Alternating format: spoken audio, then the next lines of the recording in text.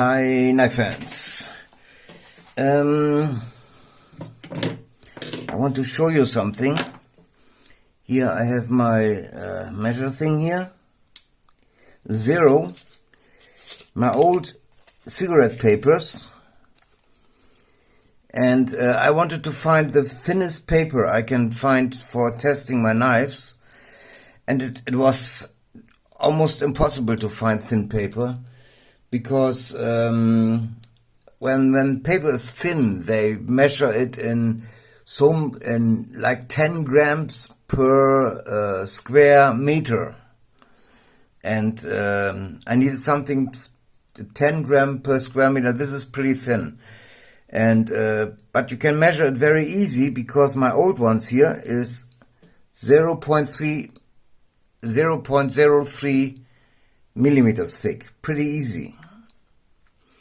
And to measure it or to compare it, to convert it into this 10 is only example. I think 10 is very thin. 20 grams per square meter is meter with a 2 square meters is pretty thin. And but I cannot convert it, so you don't know, because paper can there can be more glue in there, less glue, more heavy, less heavy. It's difficult to compare, but it's very easy. Just use this here, go back to 0 and test this one here. Hang on, come on.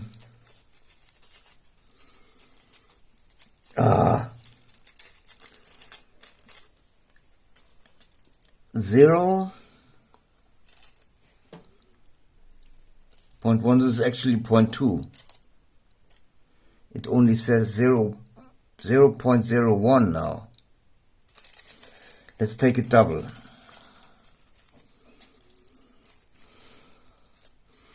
Yesterday I measured it, was 0.2. Okay, it's 1.5. Double, it's 0.3. This is the half as thin as this paper here. I always use this one. And it's really difficult to cut. I had some knives. They easily cut this cigarette paper, but they don't cut this paper anymore. So this is more difficult to cut. So to measure how good knives cut, I have now, this is number 1, this is number 2, after this comes my tracing paper, after this comes phone book paper, and after this comes printing paper, let's say it like this. So printing paper is very easy, phone book paper actually is still pretty easy to cut. This is pretty not that easy anymore, but this is really difficult. This is a step higher. So let's test. In the last time when I go to the big city, you are not allowed to carry knives anymore because I have to go by train and bus. And so I carry this under my shirt and nobody can see it there. And this is D2, an old knife. I sharpen it, you see it's cutting easily this this paper. I haven't tested it, I don't know if it can cut this paper. It can cut this paper, but it stopped there. This is pretty good. This is pretty good. I thought this will not do it. I have this 440C steel blades. They are easy doing this, but they cannot do this here. Let's try my other knives. This is a knife I always carry with me. It can easily do this here. As you can see, very easy. Let's try the new one. Oh, it can't do it. But it's always difficult here because of the glue. It's always a little bit bring over here. No.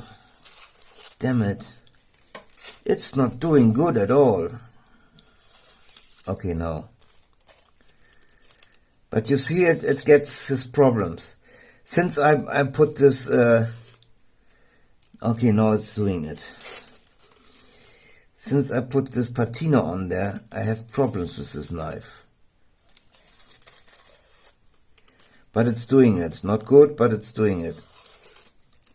As you can see. Okay, let's take my sharpest knife. My MagnaCut knife. Let's see how this is doing. Pretty good. This is doing pretty good.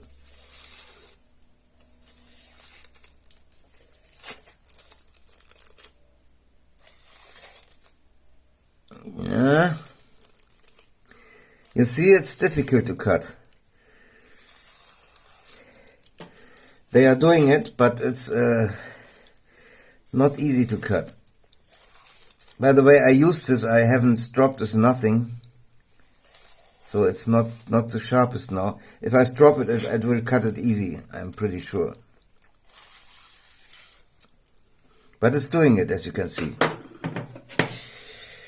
I like this. I got 2 big boxes with 5,000 papers. So I have a lot to... this is doing good. This is a RWL 34. This was me. This is because the camera is in between here. I'm doing much better without the camera in front here. Let's see. Damn good. This is, I tell you, this RWL 34 is really good steel. I forgot I actually wanted to bring my other... I have my self-made, my totally self-made neck knife, like this here, with 1 index hole. I made it in RWL 34 too. I actually wanted to bring it. I figured out, I found out some written information about RWL 34, that you can harden this to 64 Rockwell 2. And I'm wondering if you cryo-treat RWL 34 and bring it to 64 Rockwell, maybe this must be awesome. It's doing pretty good. Good paper for testing here. Very thin paper. Yo.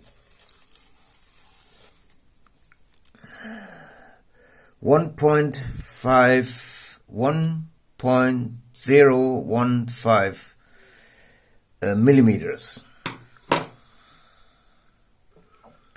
This is one, let's see, 3/6/7 of a millimeter. And the other ones are 1.3, a third of a millimeter.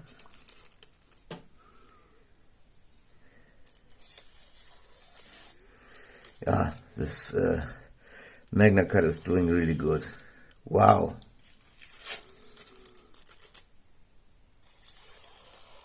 This is still the best stuff here.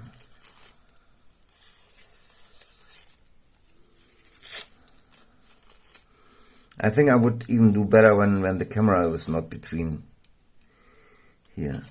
Sometimes I wish it I do a push over my fingernail to take off some tiny things what are disturbing on cutting paper, to make it cleaner again. It always helps. Especially after sharpening, there are some tiny fragments on the edge, and this stops when you do this fine cutting like this here. It will stop it. So it always helps to clean the edge by doing this here. It's kind of an edge cleaning. A friend of mine, he is actually not a knife expert. He was always wondering why I'm always doing this. It has 2 reasons. One reason is this is a little like a washboard, and I can feel if the edge is totally smooth And like I said, with this I can clean up the blade a little bit if there are some little... This is doing good too. Yeah, it's doing it. But it's a very good test. It's very thin OCB papers. And you can, as you can see, you can look through them. It's like much thinner than the tracing paper. The tracing paper is actually pretty thick. It's not very thin. This is really thin. This is yeah. There's some Japanese paper. I think they do.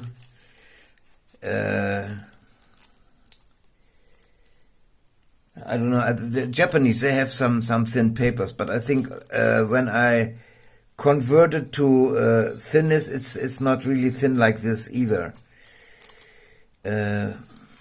Satin, they call it, I think, satin paper. Japanese satin paper. Or there is Bible paper. Bible paper is supposed to be very thin too. You know, those old Bibles with very thin papers in there. But I don't want to cut up a Bible. This might be bad luck. Okay, that's it. Thank you for watching. Tell me what you think. Peace and